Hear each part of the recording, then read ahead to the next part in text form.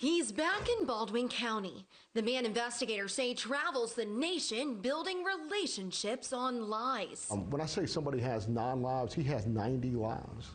I mean, this guy has 3 decades of criminal history. Brenton Fillers, known by law enforcement as the TikTok Trickster, has been extradited from North Carolina to Baldwin County to face charges tied to alleged romance scams. We spoke with the most recent accuser to come forward, a woman in Indiana who wishes to remain anonymous in fear of her safety. She says what started as a romantic relationship quickly turned into something else. I knew him as Jason Aldridge. He had a lot of charisma about him. It just kind of clicked. Police say Fillers uses social media and online dating sites to meet women, gaining their trust before asking for money. When he first asked me for money, I was like, no, I'm not sending you any money. And he would get kind of defensive, and then, I lost my debit card. Can I borrow a little bit more money? I swear I'll pay it back. He said he was sick with a brain tumor, brain cancer. Supposedly he had a bleeding ulcer, and finally I'm like, I'm done, I'm over it.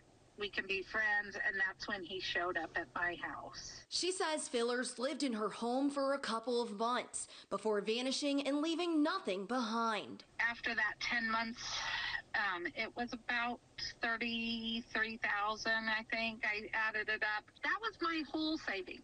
He took everything. In 2023, we spoke with a woman from Spanish Fort who says she met a man on TikTok under the name Jason Mitchell. And we hung out for like 3 days. I witnessed this man charming the whole entire bar. She says just days later, he disappeared, taking her car with him. Soon after, police discovered Fillers also scammed a woman in Daphne in a similar fashion. This is a career scammer.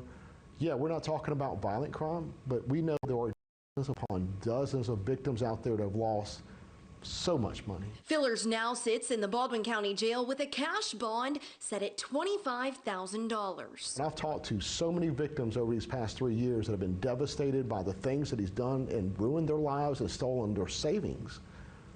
I know if he gets back on the streets, there'll be more victims. And I want justice for not just our victim here in Spanish Fort, but for the other victims that are out there. Police say this online Romeo's legal battle is far from over and encourage anyone who believes they may be a victim of this man to contact their local law enforcement. In Spanish Fort, Taylor Boyson, WKRG News 5.